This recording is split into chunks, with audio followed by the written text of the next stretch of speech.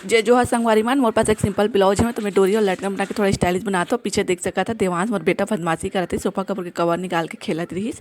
तो एक बाद एक कपड़ा ले लेबो काला कलर के, तिरछा काट लेना है, तिरछी पट्टी काटना है, डोरी बनाए बा तिरछा ही काटते।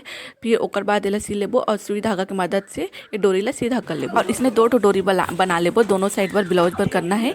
फिर ओकर बाद ना कपड़ा लेना है और एला जस्ट तिकोना ऐसे करते ना तिकोना, और ओला फिर एक बार फिर से और डबल फोल्ड कर लेना है। और ऐसे करके बंद वाला भाग है यहाँ नीचे और खुला वाला भाग है यहाँ से सिलाई कर देना है। और ऐसे ही जो तिकोना वाला रहता है ना समोसा से मैसे ही बना लेना है। तो इसने और भी बहुत सारा बना लेबो। फिर उसके बाद जो डोरी में बनाए हो ना तो मैं इस तरह से सुई धागा में हाथ एक एक करके ऊपर एक के ऊपर एक ऐसे करके सिलाई कर जाबो। तो यहाँ देखा रेडी होगी समर बहुत सब प्यारा और खूबसूरत लटकन। तो चला आप पहन के देखते हैं कैसे बने। बहुत ही अच्छा लगी, रियली में बहुत अच्छा लगा था, लेकिन कैमरा के चलते ना नहीं दिखा। तो सब्सक्राइब करा मोर चैनल ला।